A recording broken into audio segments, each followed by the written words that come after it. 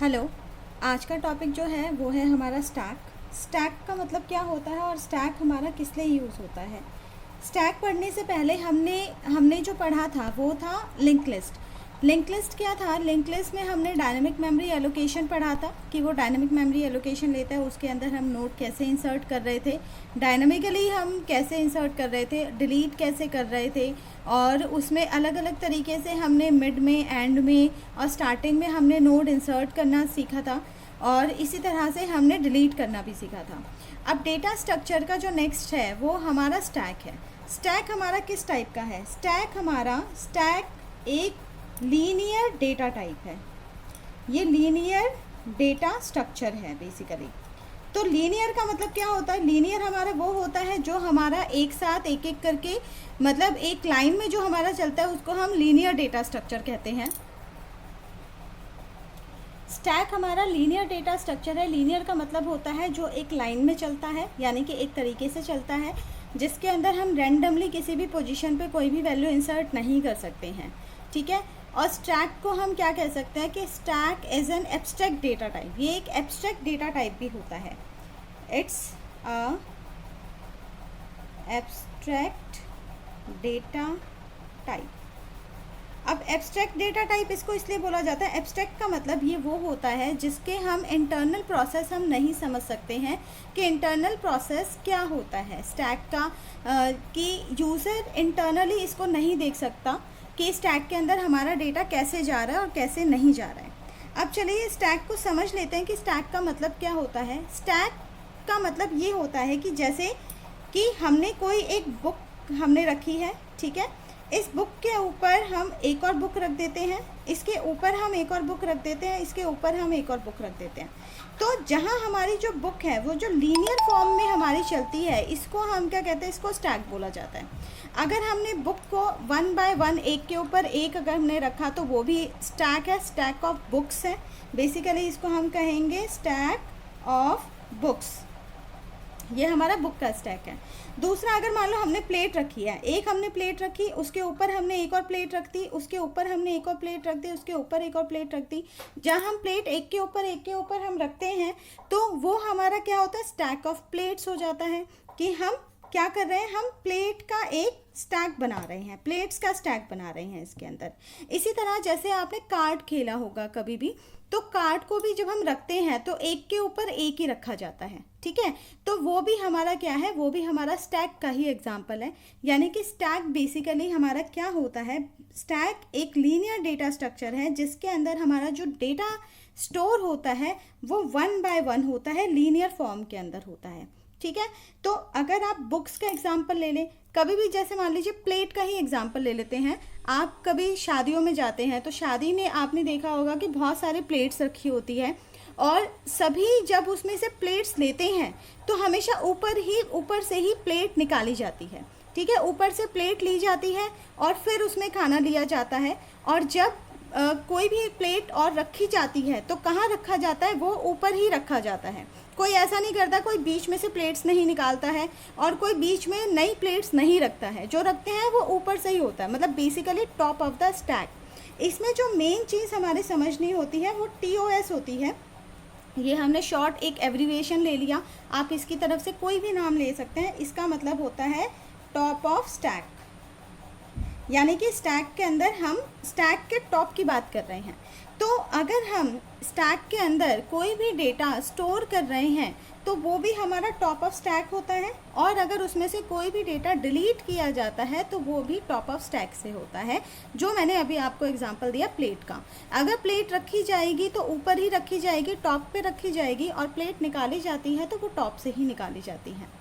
जो हमारा data structure, ये जो स्टैक है, स्टैक के बेसिकली 2 ऑपरेशंस होते हैं। एक ऑपरेशन का नाम है पुश और सेकेंड ऑपरेशन का नाम होता है पॉप।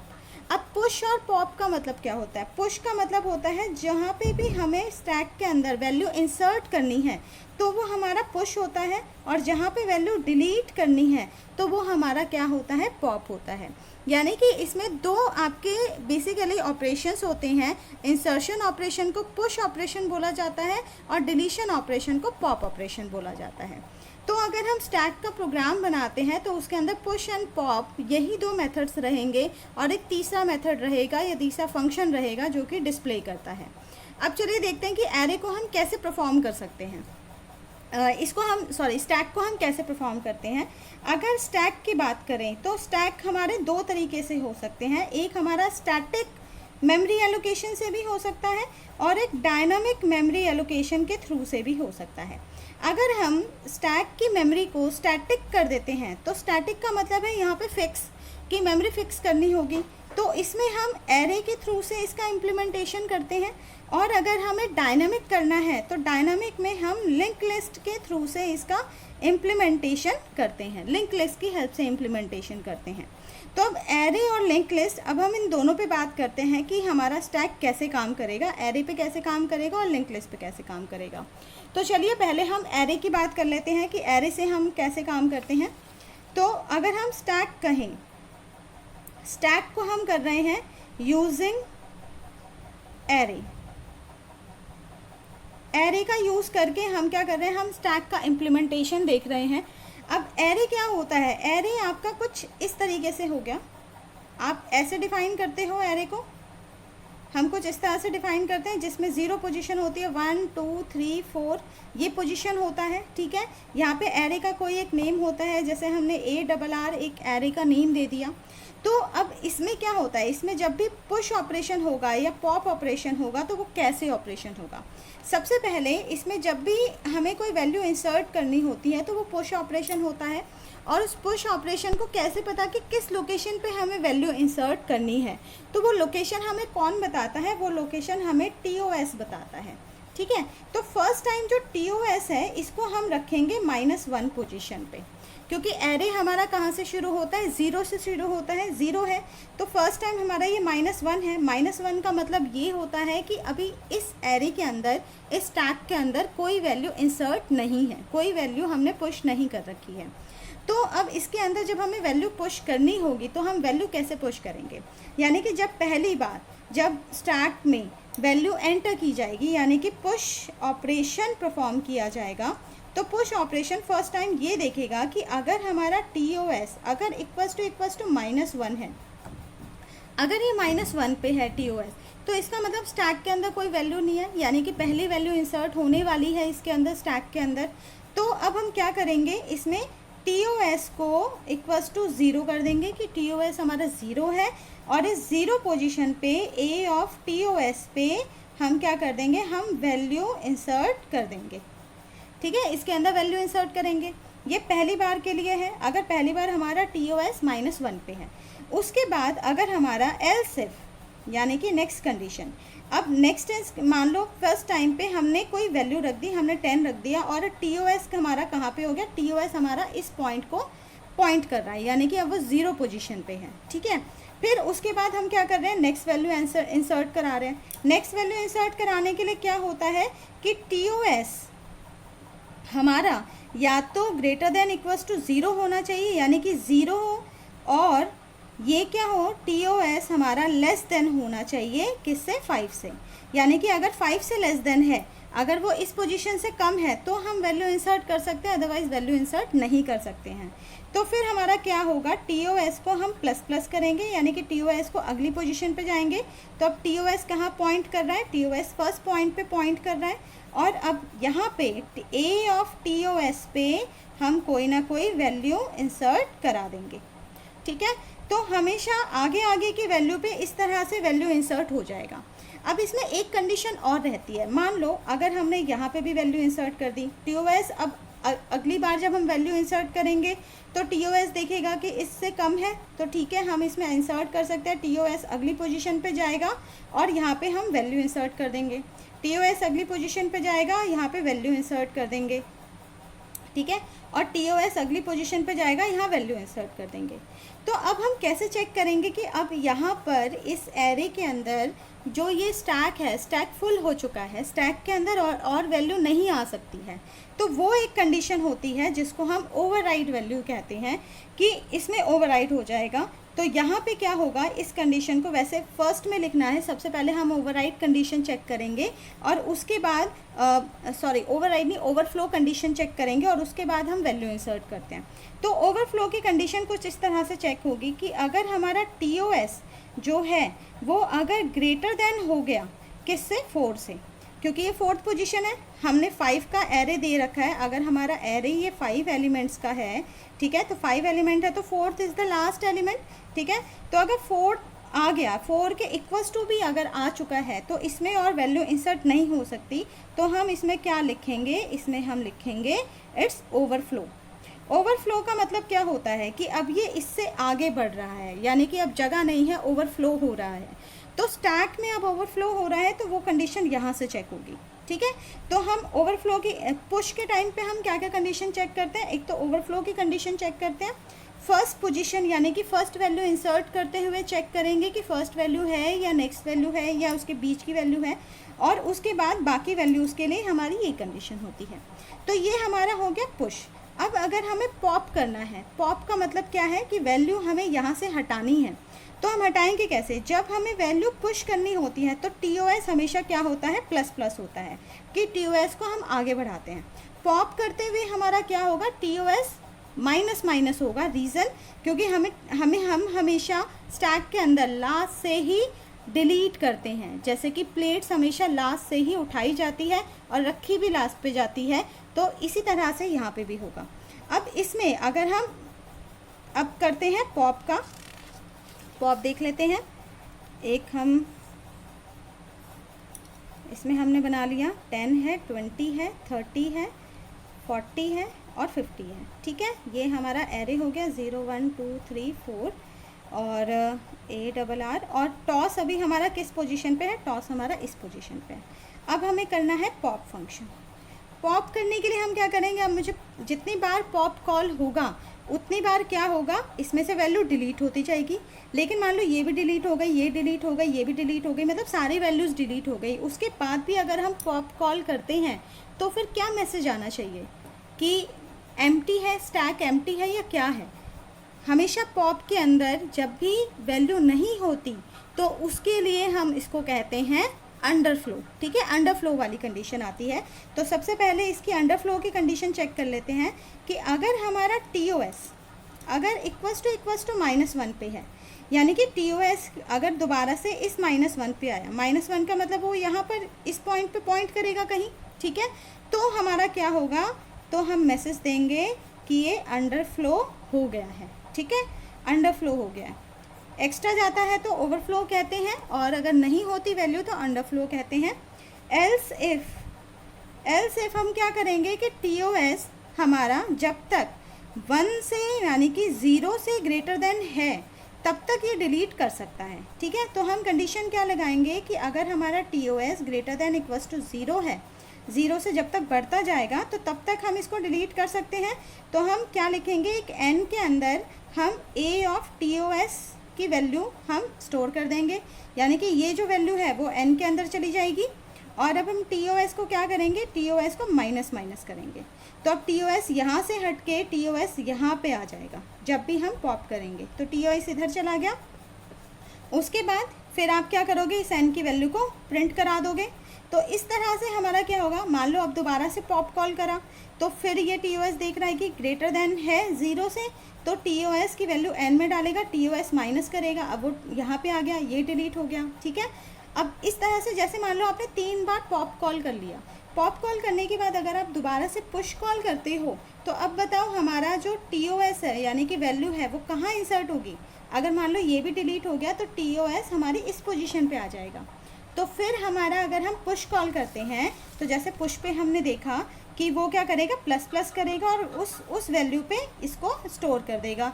तो उसी तरह से यहाँ पर हमारा TOS जो है अगली पोजीशन पे आएगा और इस पोजीशन पे नई वैल्यू इंसर्ट करेगा, ठीक है।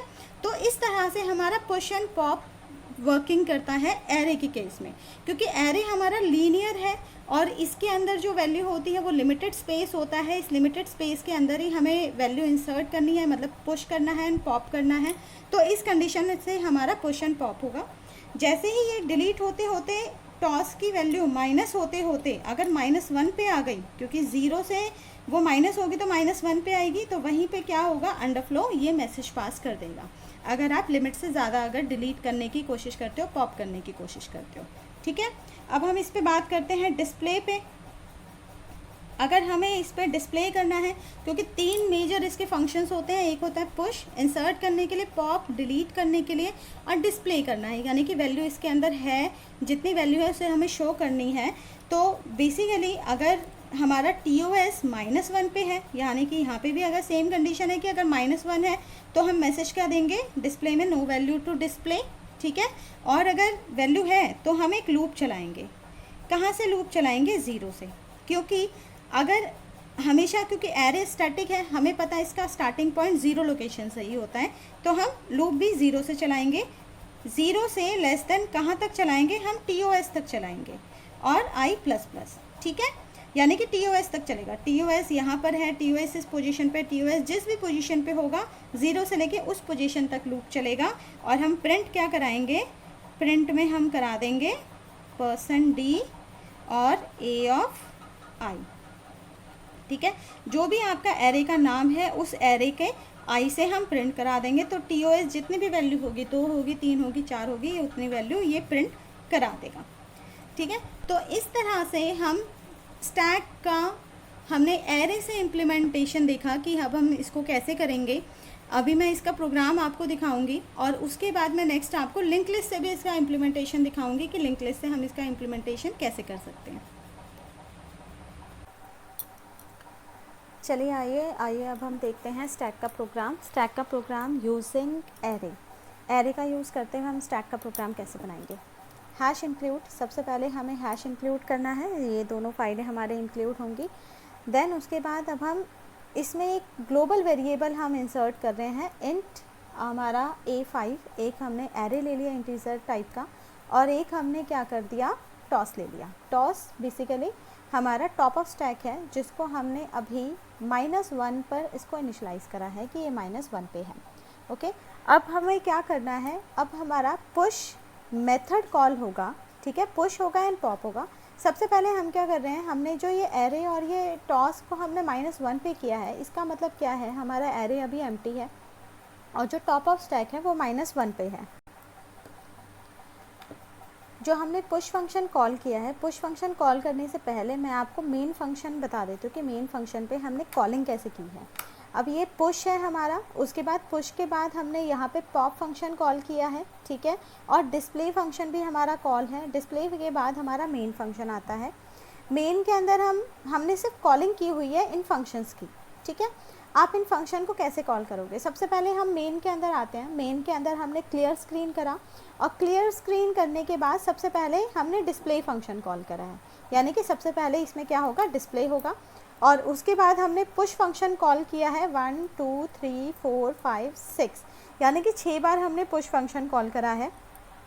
मैं आपको 6 बार इसलिए दिखा रही हूँ क्योंकि हमारा जो एरे का लिमिट है वो कितना है, वो हमारा 5 का लिमिट है, यानी कि 5 ही आप एरे इसमें स्टोर कर सकते हो। मैंने 6 इसलिए किया है ताकि आपको ओवरफ्लो और अंडरफ्लो वाली जो कंडीशन है वो इसमें मैं बता सकूं। जब हम यहाँ पे अंडरफ्लो कर देंगे फिर डिस्प्ले आएगा। डिस्प्ले होने के बाद देन हमने एक एक करके पॉप किया है, यानी कि वैल्यू हम डिलीट करते जा रहे हैं, और डिलीट के बाद भी हम डिस्प्ले कर रहे हैं, ठीक है। चलिए, अब जब हमारा पुश फंक्शन कॉल होगा तो पुश का मतलब क्या है, मतलब वैल्यू कैसे एंटर होगी। वैल्यू एंटर होने का तरीका मैं आपको बताती हूँ। इसमें सबसे पहले जब हम पुश पे आते हैं तो हमने एक n नाम का एक वेरिएबल लिया है, n यानी कि जो वैल्यू एंटर कराएगा, ठीक है, वैल्यू एंटर कराने के लिए। और यहाँ पे हमारी पहली कंडीशन है कि इफ़ टॉस अगर ग्रेटर देन इक्वल्स टू 4 हो जाए, यानी कि अगर, क्योंकि एरे की जो लिमिट है वो 4 है, ठीक है, और अगर 4 से जैसे ही वो ऊपर जाती है, यानी कि TOS जो हमारा -1 पे है इस टाइम, -1 से अगर वो 4 पे हो जाता है, यानी कि दैट इज़ लास्ट पोजीशन, जो एरे की लास्ट पोजीशन पे है। लेकिन हम उसके बाद एंट्री नहीं कराना चाहते हैं, तो जैसे ही वो लास्ट पोजीशन पे होगा और उसके बाद अगर कोई पुश फंक्शन कॉल करेगा तो वो क्या मैसेज पास करेगा, इट्स ओवरफ्लो। यानी कि 4 के बाद आप आगे इसमें इंसर्ट नहीं करा सकते हो। तो पहली कंडीशन हमने ओवरफ्लो की ले ली। नेक्स्ट कंडीशन हम फर्स्ट टाइम की लेंगे। ये फर्स्ट टाइम पे यानी कि पहला एलिमेंट जब हम स्टैक के अंदर एंट्री करा रहे हैं। तो पहले एलिमेंट के लिए हमने क्या कर दिया, हमारे नेक्स्ट कंडीशन है कि एल्स इफ अगर हमारा TOS इक्वल्स टू 1 है, अगर -1 पे है तो -1 का मतलब स्टैक के अंदर एक भी वैल्यू नहीं है, एरे हमारा खाली है। तो हम क्या कर रहे हैं, एंटर द वैल्यू, यानी कि हम एक वैल्यू एंटर करा रहे हैं। यहाँ पे एक मैसेज प्रिंट कराया और n में एंट्री करा दी। और इसके बाद हम क्या कर रहे हैं, हमारा ये ना टॉस इक्वल्स टू 0, यानी कि टॉस को हम फर्स्ट पोजीशन पे लेके आए, एरे की फर्स्ट पोजीशन 0 पोजीशन पे, और a(0) पे हमने क्या कर दिया, n को स्टोर कर दिया, ठीक है। और एक मैसेज पास कर दिया कि वैल्यू सक्सेसफुली एडिड। ये तो हो गया हमारा फर्स्ट टाइम के लिए। पहले बार हमारा क्या होगा, टॉस के 0 पोजीशन पे, मतलब a की 0 पोजीशन पे हमारा वैल्यू इंसर्ट हो जाएगी और टॉस हमारा 0 पे हो गया।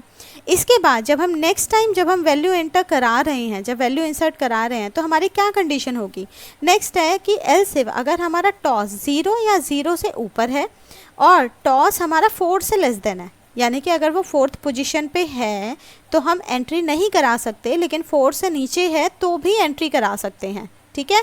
क्योंकि एरे की लिमिट याद रखिए, एरे की लिमिट है 5, यानी कि 4 पोजीशन यानी कि 4th पोजीशन तक की आप वैल्यू एंटर करा सकते हैं। फिर हमने मैसेज पास कराया कि आप वैल्यू एंटर कराइए, स्कैन करा लिया n में, और उसके बाद हम हमेशा क्या करेंगे कि हम टॉस को आगे बढ़ाएंगे। यहाँ से देखिए हमने टॉस प्लस प्लस करा और a ऑफ टॉस में हमने n को स्टोर करा दिया, यानी कि जैसे ही टॉस अब 0 से 1 पे हो जाएगा वहाँ पे स्टोर हो जाएगा। नेक्स्ट टाइम फिर एंट्री होगी तो टॉस 2 पे होगा, टॉस 3 पे होगा, टॉस 3 से बस 4 पे होगा, यानी कि लेस देन 4 है तो यानी कि 4th पोजीशन पे होगा तो एंट्री कराएगा, ठीक है। उसके बाद वो एंट्री नहीं कराएगा। तो इस तरह से हम क्या कर रहे हैं, हम ये हमारी पुश की कंडीशन है। तो पुश की कंडीशन में हमें 3 चीज़ों का बेसिकली ध्यान रखना है। तो पहली कंडीशन हमारी ओवरफ्लो की, जो हमारा ये था, ठीक है। नेक्स्ट कंडीशन हमारी फर्स्ट पोजीशन की, जो हमारी ये कंडीशन थी, और उसके बाद की पोजीशन की हमारी ये कंडीशन होती है, ठीक है। अब हम आते हैं पॉप पे, यानी कि अगर वैल्यू हमें डिलीट करनी है तो डिलीट कैसे करेंगे। बहुत इजी है वैल्यू को डिलीट करना। हमने एक n वेरिएबल ले लिया जिस n के अंदर हमारी वैल्यू इंसर्ट, मतलब वैल्यू डिलीट होने के बाद n के अंदर हम स्टोर करेंगे। तो पहली कंडीशन, अगर हमारा टॉस इक्वल्स टू -1 है, यानी कि टॉस की वैल्यू अगर -1 है तो क्या दिखाएगा, यानी कि टॉस के अंदर स्टैक के अंदर कोई वैल्यू नहीं है तो मैसेज पास हो जाएगा अंडरफ्लो, ठीक है। और वैल्यू नहीं है डिलीट करने के लिए। एल्स इसके अलावा क्या हम करेंगे, इसके अलावा बस जो टॉस है, टॉस की वैल्यू जो है n में स्टोर कराते रहेंगे और टॉस को माइनस माइनस करते रहेंगे। अब माइनस माइनस करते हैं, यानी कि यहाँ पे एल्स के बाद आपको कंडीशन लगाने की ज़रूरत ही नहीं है, क्योंकि टॉस की वैल्यू या तो 4 तक जाएगी या हट के बिल्कुल डिलीट होते होते -1 तक जाएगी। तो -1 की कंडीशन यहाँ लगाई है बीच के सभी वैल्यूज़ के लिए, यानी कि बीच की सभी पोजीशंस के लिए जो a ऑफ टॉस है उसकी वैल्यू n पे आएगी। टॉस को हम माइनस माइनस कर रहे हैं और द पॉप वैल्यू इज़, और पॉप वैल्यू को प्रिंट करा दे रहे हैं, n की वैल्यू को प्रिंट करा रहे हैं, ठीक है। तो इस तरह से हमारा क्या हो रहा है, वैल्यू हम डिलीट कर रहे हैं, पॉप कर रहे हैं। अब नेक्स्ट हमारा आता है डिस्प्ले, यानी कि अब हम डिस्प्ले कैसे करेंगे। डिस्प्ले करने के लिए हमारे पहली कंडीशन क्या है, हमने एक वेरिएबल लिया i, और डिस्प्ले में भी हम कंडीशन वही चेक करेंगे कि अगर हमारा टॉस इक्वल्स टू -1 है तो यानी कि no value to display, stack के अंदर हमारी कोई वैल्यू ही नहीं है क्योंकि एरे है, तो हमारा किस पे जाएगा, सिर्फ -1 पे जाएगा, ठीक है। एल्स इसके अलावा जो हमारी कंडीशन होगी, इसके अलावा हमारी कंडीशन होगी कि हम लूप चलाएंगे और लूप चला के प्रिंट करेंगे। तो यहाँ कंडीशन क्या है, for i equals to 0 and i less than equals to TOS, यानी कि 0 से लेके हम टॉस तक लूप चलाएंगे i ++ करते हुए, और यहाँ प्रिंट क्या करा रहे हैं, a ऑफ, ये आप देख रहे हैं a ऑफ i को हम प्रिंट करा रहे हैं। तो एरे की जो वैल्यू है, एक एक पोजीशन की वैल्यू ये प्रिंट कराएगा जब तक कि उसको TOS नहीं मिल जाता, ठीक है। और मेन के अंदर हम क्या कर रहे हैं, मेन के अंदर इसकी कॉलिंग की जा रही है। अब ये जो कॉलिंग है, पहले हमने डिस्प्ले करा, देन हमने पुश करा, उसके बाद डिस्प्ले करा, देन पॉप करा, ठीक है, फिर डिस्प्ले करा। चलिए अब इसका आउटपुट देखते हैं कि कैसे ये रन करेगा। आप पहले कंपाइल कर लो, 0 एरर, ठीक है, कंट्रोल F9। अब हम यहाँ देखते हैं नो वैल्यू टू डिस्प्ले, यानी कि सबसे पहले हमने डिस्प्ले फंक्शन कॉल किया था तो इस वजह से कोई वैल्यू नहीं है यहाँ डिस्प्ले करने के लिए, ठीक है। फिर उसके बाद क्या आ रहा है, एंटर द वैल्यू, यानी कि वैल्यू एंटर करानी है। आप वैल्यू एंटर कराइए, 1 2 3 4 5, यानी कि 5 वैल्यू एंटर करा के हमने 6 में भी इसको करा है एंटर। तो जैसे ही हम 6 वैल्यू एंटर करा रहे हैं तो यहाँ ओवरफ्लो की कंडीशन आ गई है। आप देख रहे होगे नेक्स्ट ओवरफ्लो आ रहा है, उसके बाद आ रहा है वैल्यू इन स्टैक। जो स्टैक में वैल्यू है वो 1 2 3 4 5 डिस्प्ले कर रहा है, देन पॉप कर रहा है। पॉप वैल्यू यानी कि 5 4 3 2 1। हमेशा इंसर्ट जो होता है वो नीचे से ऊपर की तरफ होता है और ऊपर से नीचे की तरफ डिलीट होता है, ठीक है। इस चीज़ को हम क्या कहते हैं, हम लीफो कहते हैं, यानी कि स्टैक जो हमारा लीफो पे काम करता है। Last in first out, last and first out का मतलब है जो वैल्यू लास्ट में इन हुई है वो फर्स्ट में आउट हो जाएगी, यानी कि पहले निकल जाएगी। तो हमारा जो यहाँ पर है 5 हमारा लास्ट में इंसर्ट हुआ है, तो 5 पहले आउट हो गया, फिर 4 आउट हो गया, फिर 3 आउट हुआ, फिर 2 आउट हुआ, फिर 1 आउट हुआ, ठीक है। तो ये लीफो पे काम करता है, लीफो बेस्ड है, लास्ट इन फर्स्ट आउट। और उसके बाद क्या दिखा दिया आपको, अंडरफ्लो दिखाया। अंडरफ्लो के बाद नो वैल्यू टू डिस्प्ले, यानी कि फिर हमने डिस्प्ले फंक्शन कॉल किया था तो इसने कहा कोई वैल्यू ही नहीं है, अब डिस्प्ले करी, ठीक है। अब आप कोई डिस्प्ले फंक्शन अगर आप बीच में कहीं डिस्प्ले करना चाहते हो, जैसे मान लो 3 वैल्यू मैंने पॉप कर ली और उसके बाद फिर मैं डिस्प्ले करती हूँ, तो यहाँ पे आप डिस्प्ले फंक्शन कॉल कर लो और कॉल करने के बाद फिर आप चेक करते हो, देखो इसका आउटपुट क्या आता है, ठीक है। हम कंट्रोल F9, सॉरी, हाँ जी, ये हो गया, हमने डिस्प्ले फंक्शन कॉल करा। तो आप कंट्रोल मतलब पहले आपने F9 प्रेस करके इसको कंपाइल कर लिया, कंट्रोल F9 प्रेस करेंगे, फिर ये डिस्प्ले अब दिखा रहा है, रन कर रहा है, वैल्यू एंटर करा रहे हैं 1 2 3 4 5 एंटर कराते हैं, ओवरफ्लो डिलीट कर दिया इसने, मतलब पहले डिस्प्ले कर दिया 1 2 3 4 5, देन पॉप कर रहा है 5 4 3, ठीक है। फिर वैल्यू दिखा रहा है, जो वैल्यू बच गई है, 3 वैल्यू डिलीट हो गई तो 1 2 बच गया, फिर pop value is 2 and 1, then underflow और फिर नो वैल्यू टू डिस्प्ले, ठीक है। तो एक एक करके ये क्या कर रहा है, ये इसी तरह से मैसेज आपका पास कराएगा कि कैसे ये जो वैल्यू है वो इंसर्ट हो रही है और कैसे इसमें पॉप हो रहा है। तो push and pop is the main 2 functions, ठीक है। डिस्प्ले जो डिस्प्ले करने के लिए फंक्शन कॉल करेगा, और स्टैक हमारा लीनियर डेटा टाइप है, बेसिकली लीनियरली ये काम करता है, और एब्स्ट्रैक्ट डेटा टाइप है, और ये लीफो पे काम करता है, यानी कि last in first out method पे काम करता है। जो वैल्यू लास्ट में इन हुई है वो फर्स्ट में आउट हो जाएगी, यानी कि पहले वो निकल जाएगी। जो जस्ट मैंने अभी आपको शादी में प्लेट्स का एग्जांपल दिया था कि जो प्लेट लास्ट में रखी गई है उसको पहले उठा लिया जाता है, और जो प्लेट सबसे पहले रखी होती है उसका नंबर लास्ट में आता है उठाने का, ठीक है। तो सेम वही कंसेप्ट हम इसमें भी यूज़ करेंगे स्टैक में, ठीक है। तो स्टैक